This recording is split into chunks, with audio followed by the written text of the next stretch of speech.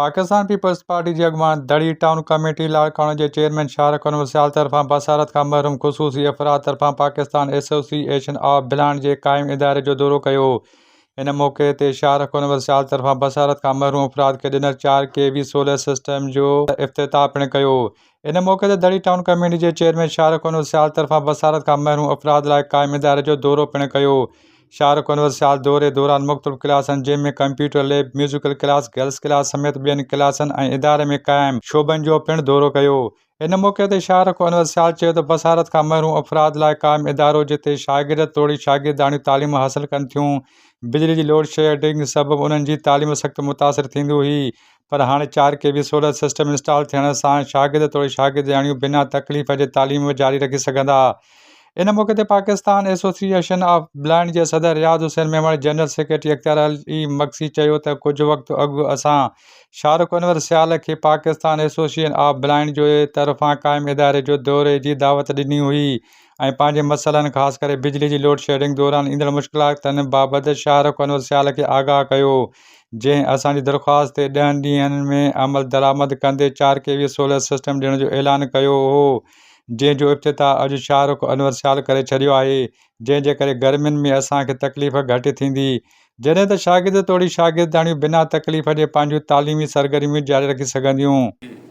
असांजो special school special ॿारनि जो स्पेशली एबल जेके ॿार आहिनि असांजा, जंहिंमें मुख़्तलिफ़ टैलेंट आहे, मुख़्तलिफ़ एक्टिविटीज़ में हू पंहिंजो हिसो वठनि पिया।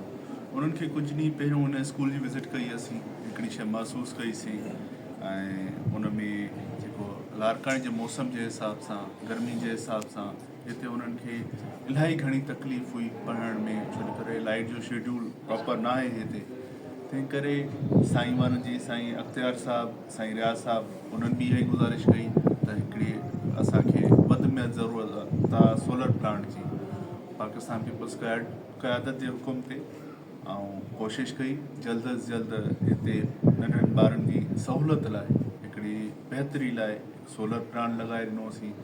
कोशिशि कईसीं त हिननि भाइरनि जो ॿांह मिली थियूं, हिननि सां हर क़िस्म जो ताउन कयूं। जेके ॿार असांजा हिते पढ़नि था, असांजा भाइर, नंढड़ियूं भेनरूं, इन्हनि खे का बि तकलीफ़ न अचे, इन्हनि जा बाज़ू थी सघूं, इन्हनि जो हिकिड़ो रोशनी थी सघूं, इन्हनि जी वधि में वधि असां मदद करे सघूं। इहो ई पाकिस्तान पीपल्स पार्टी जो मिशन आहे ऐं फोटोइज़म आहे। इनखे असां वधीक अञा बहितर कंदासीं, इन्हनि भाइरनि सां, पंहिंजे लाड़काणे वासियुनि सां, जिथे बि पूरो पाकिस्तान सां असां जेतिरो थी सघंदो असां ताउन कंदासीं।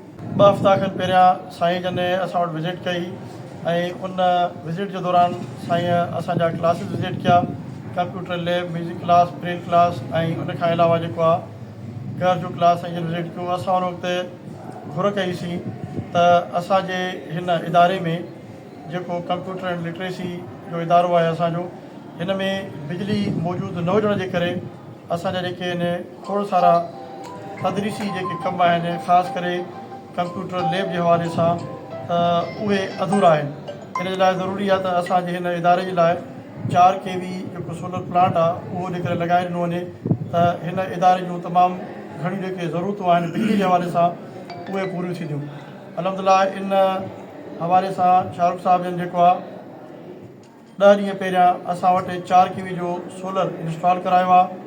हिन वक़्तु उहो सोलर प्लांट जेको आहे फंक्शनल आहे। साईं जन अॼु उन सोलर प्लांट जो न सिर्फ़ु मुआइनो करणा आहिनि, पर उनजो जेको आहे बाक़ाइदा बाज़ाब्ता इफ़्तिताह कराया आहिनि। साईं जी तमामु घणी महिरबानी जो साईं जन असां वटि बार बार अचनि था ऐं असांजे मसइलनि खे ॿुधी ऐं उनजो हल तलाश करण जी भरपूर तरीक़े सां कोशिशि कनि था। अलाह साईं उनखे जेको आहे शादोबाद करे। हिननि जेको हिते Pakistan association of the blind लाड़कनि सां सहकार कयो आहे, मुंहिंजो ख़्यालु आहे हुनजी जेतिरी तारीफ़ कयां उहा घटि आहे।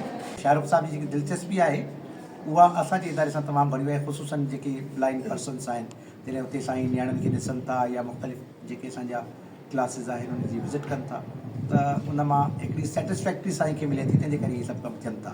त इन जे करे साईं जे तवसुल सां ही जेको मीडिया पैगाम आहे इन जे ॾियण जो मक़सदु इहो हरगिज़ कोन्हे त असां को चमकाइण जी कोशिशि था कयूं, पर आम पब्लिक खे ऐं उन मुख़ैर हज़रात खे ऐं उन्हनि लाड़काणे जे ज़िम्मेदार सियासतदाननि खे इहो पैगाम ज़रूरु ॾींदासीं त जीअं शाहरुख साहिबु असां सां हर वक़्तु पुलो सां कुल्हो मिलाए ऐं असां सां गॾु कमु करे थो। तव्हांखे बि इहा गुज़ारिश कंदासीं तव्हां बि असां सां गॾु इहे कमु कयो ऐं इहे जेके नाबीन माण्हू आहिनि इहे बि तव्हांजा उअं ई भाइर आहिनि उअं ई तव्हांजूं भेनरूं आहिनि। जीअं तव्हां ॿियनि माण्हुनि जा मसइला हल कयो था ईअं तव्हां असांजा बि मसइला हल कयो। ऐं हिकु दफ़ो ॿीहर अदा शाहरुख़ जो तमामु घणो शुक्रियो अदा कयां थो ऐं उन्हनि जी महिरबानी आहे त उन्हनि असांजे इदारे में अची करे ऐं असांजो मान पताव कयो। वॾी महिरबानी।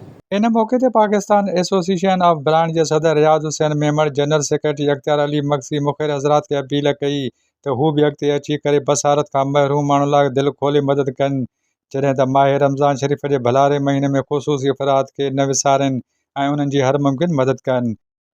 इन मौके ते वूमेन वंग जी चेयरमैन आपा Rukaiya Abbasi, press secretary Farman Mirani, student committee जो चेयरमैन बिलावल अब्बासी शागिर्दनि वॾे अंग में शिरकत कई। Abdul Fatah Udo, A4 news, Larkana. वधीक ख़बरुनि जे लाइ असांजे YouTube चैनल खे सब्सक्राइब कंदा। Abdul Fatah Udo, A4 news, Larkana.